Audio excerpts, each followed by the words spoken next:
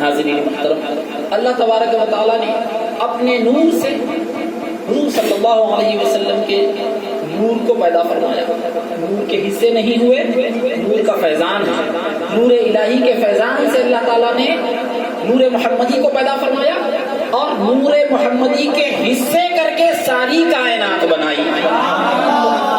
اسی نور محمدی کا صدقہ لوح بھی ہے، قلم بھی ہے، عرش و کرسی بھی ہے، شمس و قمر بھی ہیں، انسانوں جنات بھی ہیں، فرشتے بھی ہیں، انبیاء بھی ہیں، مومنین بھی ہیں، اور دنیا کی ہر چھوٹی بڑی مخلوق حضور صلی اللہ علیہ وسلم کے نور مبارک کا صدقہ ہے. اب اس میں اور تفصیل میں گئے بغیر میں آگے بڑھتا ہوں. حاضرین محترم، اللہ تبارک و تعالیٰ نے ساری کائنات کو سرکار دو عالم صلی اللہ علیہ وسلم کے صدقے و طفیل پیدا فرمایا.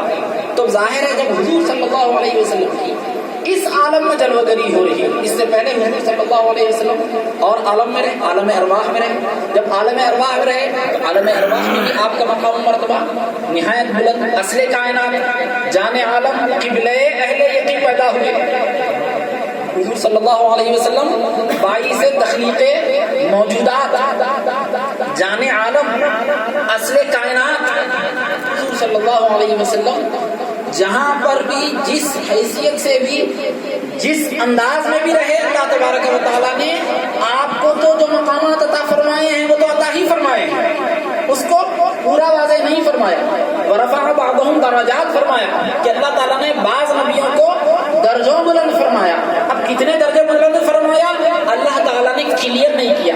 عربی زبان میں جو لفظ درجات کا جو لفظ ہے، عربی زبان میں بولنے کے دو انداز ہوتے ہیں. ایک کسی لفظ کو کلیئر کر کے بولتے ہیں اور ایک کلیئر کر کے نہیں بولتے، کوئی بول کے بولتے، کچھ بول کے بولتے. جب کلیئر کر کے بولتے ہیں، واضح انداز میں بولتے ہیں، تو اس کو عربی گرامر میں الف لام لگا دیتے ہیں. الف لام لگانے کا مطلب یہ ہے کہ وہ اس کو ڈیفائن کیا جا رہا ہے، اس کو کھلم کھلا بیان کیا جا رہا ہے، اس کو کلیریفائی کیا جا رہا ہے، واضح بیان الف لام لگانے کا. اور جب الف لام لگایا نہیں جاتا، بغیر الف لام کے کہا جاتا ہے، تو اس پر تنوین آ جاتی ہے، دو زبر یا دو زیر یا دو پیش آ جاتے ہیں. یہ گرامر کی ڈیٹیل ہے، لیکن آپ اتنا تو سمجھ سکتے ہیں ورفع بعضهم درجات فرمایا. تنوین آ گئی، مطلب اللہ تعالیٰ ان درجات کو کلیریفائی نہیں کیا، ان درجات کو ڈیفائن نہیں کیا، ان درجات کو کھول کر بیان نہیں فرمایا کہ وہ کیا درجات ہیں. یہ فرما دیا ان کے رسول عبداللہ بعضهم علی بعض، یہ رسول ہیں، ان میں سے بعض کو بعض پر ہم نے فضیلت عطا فرمائی ہے. ورفع بعضهم درجات، اور ایک رسول اکرم صلی اللہ علیہ وسلم ایسے ہیں کہ ان کو اللہ تعالیٰ نے کئی درجے بلند فرمایا. اب کتنے درجے بلند فرمایا، وہ درجے کیسے ہیں، اللہ تبارک و تعالیٰ نے اس کو پوشیدہ رکھا، اس کو چھپائے رکھا. سمجھ رہے ہیں آپ؟ اسی طرح یہ بھی جو ہم آیت کریمہ پڑھ رہے تھے، قد جاءکم من اللہ نور و کتاب مبین، ملا کے پڑھے تھے، تنوین کے لیے رک رہا ہوں. قد جاءکم من اللہ نور. اب نور پر بھی آپ سمجھ گئے الف لام نہیں ہے، تنوین ہے، یعنی اللہ نے یہاں پر بھی نور محمدی کو ڈیفائن نہیں کیا. یہ نہیں بتلایا کہ وہ نور محمدی کیا چیز ہے، حقیقت محمدی کیا ہے، نور محمدی کیا ہے، اس کو کھول کر بیان نہیں فرمایا. یہ فرما دیا کہ عظمت والا نور ہے، ایک غیر معمولی روشنی ہے، جس کی حقیقت کا تم ادراک نہیں کر سکتے، جس کی حقیقت کو تم پا نہیں سکتے، جس کی حقیقت کو، جس کی روشنی کو، جس کی نورانیت کو، تابندگی کو، جس کی درخشندگی کو تم پہچان ہی نہیں سکتے. تمہاری آنکھوں میں اتنی تاب نہیں ہے کہ تم اس کو دیکھ سکو، تمہارے کانوں میں یہ ہمت نہیں ہے کہ اس کو سن سکو، تمہاری عقل میں یہ رسائی نہیں ہے کہ اس کو سمجھ سکو. نور، ایک غیر معمولی نور تمہارے پاس آیا. تو حضور صلی اللہ علیہ وسلم کی شان اور عظمت غیر معمولی ہے. اب جب ولادت باسعادت ہوئی تو ولادت کے موقع پر، ولادت کی رات، چونکہ رحمت للعالمین کی آمد ہے، رحمت للعالمین کے ساتھ ساتھ شہنشاہ کونین بھی ہے. ایک طرف طرف رحمت ہے، دوسری طرف عظمت ہے، اور ان دونوں رحمت و عظمت دونوں پہلوؤں کا حضور صلی اللہ علیہ وسلم کی آمد پر اظہار ہوا۔ اللہ نے ایسا خدائی انتظام فرمایا۔ ہم کیا کر رہے ہیں؟ شب میلاد ہے، آج سے 1496 سال پہلے، تقریباً 1500 سال پہلے سرکار تشریف لائے، شب میلاد ہے۔ تو آج سے بالکل اتنے ہی سال پہلے جو ولادت کی رات تھی، جس رات حقیقت میں ولادت ہونے والی ہے، ہم ہر رات مناتے ہیں، ہر شب میلاد کو ہم ذکر مبارک میں گزارتے ہیں، لیکن اصل میں جو رات تھی اس رات کیا ہوا تھا؟ اس رات اللہ تبارک و تعالیٰ نے ایسا انتظام فرمایا۔ ہم اپنی حیثیت سے ذکر مبارک کر رہے ہیں، لیکن اللہ نے اپنی حیثیت، مطلب اللہ کی وہ شان ہے، اللہ کی شان تو اللہ کی شان ہے تو کوئی نہ گن سکتے، نہ کوئی تول سکتے، نہ اس کا کچھ اندازہ، اس کا شان عالی ہے۔ تو اللہ تبارک و تعالیٰ اپنے شان عالی کے ساتھ، اپنی قدرت کاملہ کے ساتھ تھوڑی سی جھلک اللہ تبارک و تعالیٰ نے دکھلائی۔ ہوا یوں کہ جس رات ولادت ہونے والی ہے، حبیب رات و دن کے بیچ میں تولد ہوئے، رات بھی نہیں ہے دن بھی نہیں ہے، رات پوری اس لیے نہیں ہے کہ کہیں دن کو محرومی ہو جائے، دن اس لیے نہیں کہ رات محروم نہ ہو جائے، اور رحمت للعالمین کی آمد ہے، رحمت للعالمین ہے تو نہ رات کو محروم کرنے والے ہیں نہ دن کو محروم کرنے والے ہیں۔ وقت انتخاب فرمایا، جو وقت چوائس کیا وہ ہے صبح صادق کا وقت، رات جا رہی ہے دن آ رہا ہے، رات و دن کا امتزاج ہے، رات و دن کا میل ہے، اور حبیب کی تشریف آوری ہے۔ حضور صلی اللہ علیہ وسلم کی اس ولادت کی رات اللہ تعالیٰ نے ایسا انتظام فرمایا کہ جتنے بادشاہ تھے سارے کے سارے بادشاہوں کے تخت الٹ گئے۔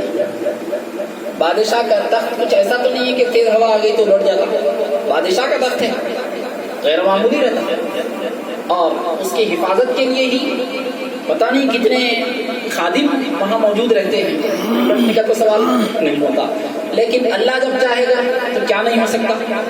تو ایک دو بادشاہ نہیں، صرف عرب میں تو کوئی ایسی بادشاہت نہیں تھی، عرب میں قبائلی نظام ہوا کرتا تھا، سردار ہوا کرتا تھا، بادشاہوں کا بادشاہت کا تصور عرب میں نہیں تھا۔ اب آیا بہرحال ساری دنیا میں، ایران میں جس کو فارس کہا جاتا ہے، چین میں، مصر میں، روم میں، اور جہاں جہاں بادشاہت تھی، ہر جگہ جہاں جہاں بادشاہ کے دربار میں تخت تھا، تخت ولادت کی رات خود بخود الٹا ہو گیا، اور تختوں کو الٹنا خدائی طور پر، قدرتی طور پر، آٹومیٹیکلی تختوں کا یہ الٹنا نشانی تھی اس بات کی، اشارہ تھا اس طرف کہ شہنشاہ کونین کی آمد ہو چکی ہے۔ اب سلطنت کسی کی بھی چلنے والی نہیں ہے، ظاہری باطنی ہر اعتبار سے سلطنت حضور صلی اللہ علیہ وسلم ہی کی رہی۔ حضور صلی اللہ علیہ وسلم کا دین، دین اسلام، دین محمدی ساری دنیا میں پھیل جائے گا۔ کیا بادشاہ، کیا وزیر، کیا امیر، کیا فقیر، ہر ایک تک دین اسلام پہنچ جائے گا۔ قبول کرنے والا سعادت مند ہوگا، انکار کرنے والا بدبخت ہوگا۔ اسی طرح حاضرین محترم، ولادت کی رات ایرانی جو لوگ ہیں آگ کی پوجا کرنے والے تھے، آگ کی پوجا کرتے تھے، جن کو مجوسی کہا جاتا ہے، آتش پرست کہا جاتا ہے۔ تو آگ کی پوجا کرنے والی وہ قوم 1000 سال سے آگ کو جلا رہی تھی۔ ایک آتش کدے میں، آگ کے عبادت خانے میں آگ جل رہی تھی۔ کب سے چل رہی تھی؟ 1000 سال سے وہ آگ بجھی نہیں تھی۔ 1000 سال سے آگ نہیں بجھی تو کیا کیا کرنا پڑا ہوگا، کیا کیا انتظام وہ کر کے رکھتے ہوں گے کہ آگ نہ بجھے بلکہ جلتی رہے، آپ اندازہ کر سکتے ہیں۔ اس کے باوجود ولادت کی رات اچانک آگ بجھ جاتی ہے، کوئی بجھایا نہیں، کچھ نہیں، اچانک آگ بجھ جاتی. وجہ کیا ہے؟ وجہ یہ ہے اللہ بتا رہا ہے کہ آگ بجھ گئی ہے. جس آگ کو تم خدا سمجھ کر عبادت کر رہے ہو، جس آگ کو پوج رہے ہو، خدا سمجھ رہے ہو، خدا یہ نہیں ہے. خدا وہ ہے جس کو محمد صلی اللہ علیہ وسلم ڈیفائن کرنے والے ہیں. خدا وہ وحدہ لا شریک لہ ہے جس کی معرفت حبیب پاک صلی اللہ علیہ وسلم عطا فرمانے والے ہیں. اسی طرح اور بھی بہت سارے غیر معمولی واقعات اس رات پیش آئے. جیسے ایک دریا بہہ رہا تھا، سوکھ گیا. دریائے سابا بہہ رہا تھا، بالکل سوکھ گیا. اور ایک دریا بہہ رہا تھا، سوکھا تھا، بہنے لگ گیا. تو اللہ تبارک و تعالیٰ یہ عجیب و غریب واقعات رونما کر کے، اس رات عجیب و غریب واقعات کو رونما کر کے یہ بتلا رہا ہے کہ یہ رات کوئی عام رات نہیں ہے. ہر دیکھنے والا ذہن نشین کر لے، ہر شخص سمجھ لے کہ یہ رات کوئی عام رات نہیں ہے. نبی آخر الزمان صلی اللہ علیہ وسلم کے ظہور کی رات ہے. اسی طرح کسرا ایک بادشاہ ہے. کسرا کے کنگورے 17، اس کے محل کے 17 کنگورے گر جاتے ہیں. ہلکا سا زلزلہ آتا ہے اور 14 کنگورے گر جاتے ہیں. اور 14 کنگوروں کا گرنا اشارہ ہے اس بات کی طرف کہ بادشاہ اب بادشاہ ہے اور 14 پشتوں تک بادشاہ کی بادشاہت چلتی رہے گی. 14ویں پشت ختم، بادشاہ کی بادشاہت ختم ہو جائے گی، مسلمانوں کا غلبہ ہو جائے گا. ہوا یہی کہ 14ویں پشت میں بادشاہت ختم ہو گئی. فاروق اعظم رضی اللہ تعالیٰ عنہ کے دور خلافت میں کسرا کی حکومت مسلمانوں کے ہاتھ میں آ گئی. یہ رات میں ہونے والے چند واقعات ہیں. اس کے علاوہ اور بہت سارے اس طرح کے واقعات پیش آئے. اب عین ولادت کا وقت آتا ہے. حضرت عبد الرحمن بن عوف رضی اللہ تعالیٰ عنہ کی والدہ حضرت شفا رضی اللہ تعالیٰ عنہ حضرت بی بی آمنہ کی خدمت میں حاضر ہیں. حضرت عثمان بن ابی العاص رضی اللہ تعالیٰ عنہ کی والدہ بھی خدمت میں حاضر ہیں بی بی آمنہ کے پاس.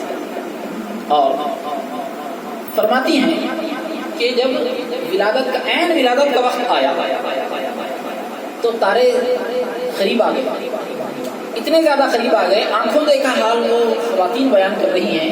صحابیات ہیں، صحابہ کی مائیں ہیں، وہ بیان کر رہی ہیں کہ ہم دیکھ رہے تھے کہ حضور صلی اللہ علیہ وسلم کے دولت کدے پر ستارے، ایسا معلوم ہوتا ہے کہ ستارے گر رہے ہیں. گر نہیں رہے تھے، قریب آ رہے ہیں. لیکن ایک نئی سامنے نہیں آنے والی چیز ایک دم قریب آ گئی تو کیسے ایک پلین بہت زیادہ نیچے آ گیا تو گر جاتا ہے، کیا دکھتا. ویسے ہی ان کو دکھ رہا تھا اور کہہ رہے تھے کہ ستارے اس قدر قریب آ گئے تھے، اس قدر قریب آ گئے تھے کہ ہم سمجھ رہے تھے کہ کہیں ہم پر گر نہ جائیں. ستاروں کا قریب آنا کیوں ہے؟ اسی طرح اور ایک بات بھی بول دیتا ہوں صاحب. حدیث پاک میں ہے کہ سارے فرشتے، اللہ نے حکم فرمایا فرشتوں کو کہ آسمان کے سارے دروازے کھول دیے جائیں، جنت کے سارے دروازے کھول دیے جائیں اور سارے فرشتے زمین پر اتر جائیں. سارے کے سارے فرشتے زمین پر اتر گئے. سارے فرشتے زمین پر آ گئے ہیں اور سارے تارے زمین پر آ گئے ہیں. اب تارے اور فرشتے زمین پر کیوں آئے؟ ابھی آپ سنیں کہ حضور صلی اللہ علیہ وسلم اصل کائنات ہیں، جان عالم، یعنی فرشتوں کی نورانیت جن کے صدقے میں ہے، ستاروں کی چمک دمک جن کے صدقے میں ہے، وہ حبیب کی تشریف آوری ہے، ہو رہی ہے. تو سلامی دینے کے لیے ستارے بھی حاضر ہیں، سلامی دینے کے لیے فرشتے بھی حاضر ہیں. بی بی آمنہ رضی اللہ تعالیٰ عنہ فرماتی ہیں کہ عین ولادت جب ہوئی تو ولادت کے ساتھ ہی مجھ سے ایک نور نکلا جس کی نورانیت میں مجھے ملک شام کے محلات نظر آئے. ملک شام کے محلات، یہاں پر دو باتیں ذہن میں رکھیں. ایک بات یہ ہے کہ ملک شام کے ہی محلات کیوں نظر آئے، دوسری بات یہ ہے کہ ملک شام کے محلات نظر کیوں آئے، تیسری بات یہ ہے کہ اب تک کیوں نظر نہیں ہے. ٹھیک ہے، ملک شام کے محلات، ملک شام ہی کے محلات اس لیے نظر آئے چونکہ حضور صلی اللہ، یہ اشارہ تھا اس بات کی طرف کہ حضور صلی اللہ علیہ وسلم جب دعوت دیں گے اور آپ کی دعوت جب عرب سے نکل کر پھیلے گی اور آپ کی سلطنت، آپ کے خلفاء کی سلطنت جب عرب سے نکل کر پھیلے گی تو سب سے پہلے ملک شام پر قبضہ ہوگا، سب سے پہلے انڈر کنٹرول آنے والا جزیرہ عرب کے بعد ملک شام۔ اب رہا ملک شام کے محلات نظر کیسے آئے؟ نظر آتے کیا؟ آپ کہیں بھی اوپر سے بلند عمارت پر چڑھ جائیے، کیا 1000 کلومیٹر یا 2000 کلومیٹر دور کی آبادی نظر آتی؟ نہیں آتی، اتنی دور کی آبادی نظر نہیں آتی۔ اس کے لیے آپ کو سفر کرنا پڑے گا، زیادہ سے زیادہ 500 کلومیٹر بھی نظر نہیں آئے گی، ایک 100 کلومیٹر 50 کلومیٹر کی آبادی نظر آ گئی، بہت بڑی بات ہے۔ بہت زیادہ اونچائی پہ بھی آپ چلے گئے تو کچھ اور 100-200 کلومیٹر مان لیجیے، اس سے زیادہ کیا ہو سکتا، نظر نہیں آتی۔ لیکن 1000 سے زیادہ کلومیٹر دور ملک شام ہے۔ اس زمانے میں ایک مہینہ جانے کے لیے، 1 مہینہ آنے کے لیے لگتا تھا، اور ملک شام کے محلات نظر آنے لگے۔ وجہ کیا ہوئی؟ وجہ یہ ہے کہ حضور اکرم صلی اللہ علیہ وسلم کے نور مبارک کی یہ نورانیت تھی جو بصارت بھی عطا کرتا تھا، بصیرت بھی عطا کرتا تھا۔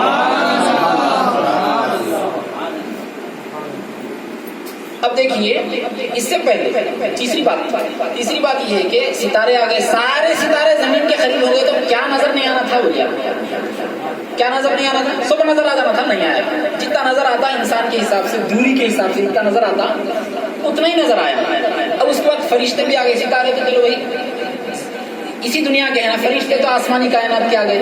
اب آسمانی کائنات کے سارے فرشتے زمین پر آ گئے جو بنے ہی نور سے ہیں، نورانی فرشتے، نورانی مخلوق، سارے فرشتے زمین پر آ گئے، ستارے زمین پر آ گئے، دنیا کی جتنی چمک دمک ہے پوری زمین پر ہے، اور نورانی مخلوق پوری زمین پر ہے۔ اب کیا بچا تھا؟ روشنی کے لیے کچھ اور ذریعہ تو بچا نہیں تھا ہمارے ساتھ، لیکن سارے فرشتوں کی روشنی کے باوجود بھی، سارے ستاروں کی چمک دمک کے باوجود بھی، بی بی آمنہ رضی اللہ تعالیٰ عنہا کو ملک شام نظر نہیں آتا، ملک شام کے محلات نظر نہیں آتے۔ محلات اسی وقت نظر آتے ہیں جب حبیب پاک صلی اللہ علیہ وسلم کی جلوہ گری ہوتی ہے۔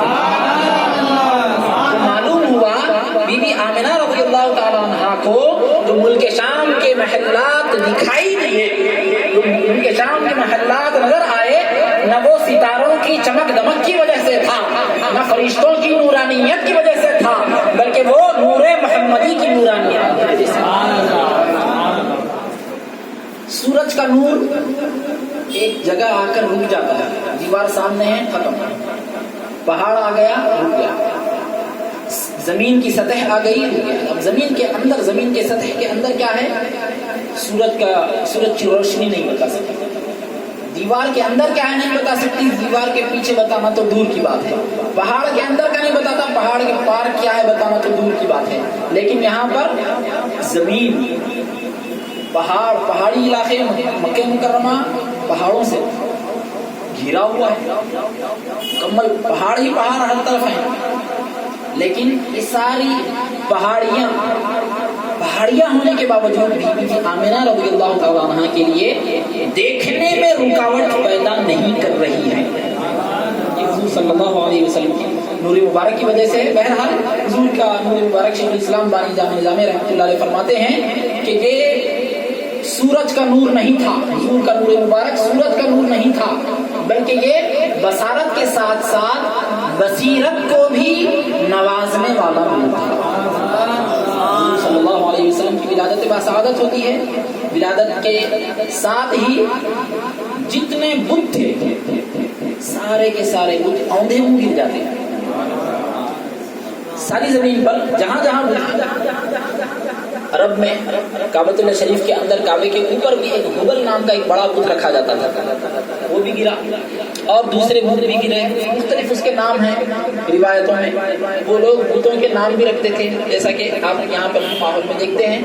تو جتنی مورتیاں تھیں جن کی پوجا کی جاتی تھی، جتنے بت تھے جن کی عبادت کی جاتی تھی، جن کو خدا سمجھا جاتا تھا، وہ سارے کے سارے اوندھے منہ گر کر زبان حال سے حال بتا رہے ہیں، زبان حال سے یہ کہہ رہے ہیں کہ خدا ہم نہیں ہیں، خدا وہ ہے جس کی دعوت دینے کے لیے، جس کی عبادت کی دعوت دینے کے لیے نبی آخر الزمان صلی اللہ علیہ وسلم تشریف لاتے ہیں۔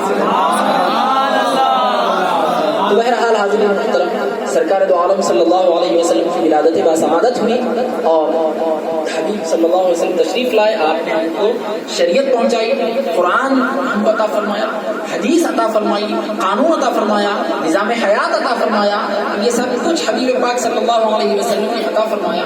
تو یہ سب کچھ جو ملا ہے، لوگ بولتے ہیں کہ میلاد منانا کیا ہے کیا نہیں ہے، تو یہ دلائل میں تفصیل میں جانے کی تو کوئی ایک مومن کامل کو تو اس تفصیل میں جانے کی ضرورت نہیں ہے۔ ایک بات بول کے میں اپنی گفتگو کو ختم کرتا ہوں کہ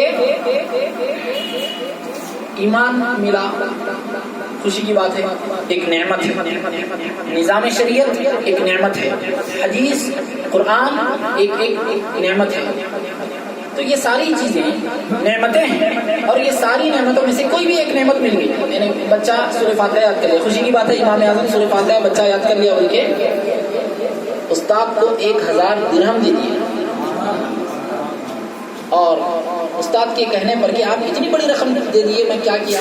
تو امام اعظم فرمائے کہ جو سورہ آپ یاد دلائے ہیں وہ کیا ہے، اس کی حقیقت سے ہم واقف نہیں ہیں، اگر میرے پاس اس سے زیادہ ہوتے، فی الوقت اتنی تھی، اگر میرے پاس اس سے زیادہ ہوتے تو اس سے زیادہ دیتا تھا۔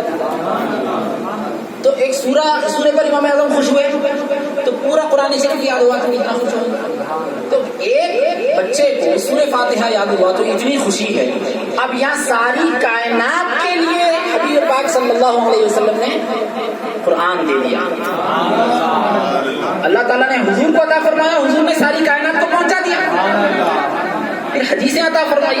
اب کوئی بخاری کا حافظ ہو گیا، خوشی کی بات ہے، مٹھائیاں بانٹتے ہیں، بخاری کا حافظ ہو گیا تو مٹھائی بانٹنا بہت اچھی بات ہے، بانٹنا چاہیے۔ ختم بخاری ہوا تو ہر مدرسے میں کسی بھی مکتب فکر کا مدرسہ ہو، ختم بخاری ہوا تو جلسہ ہوگا، بڑا جلسہ۔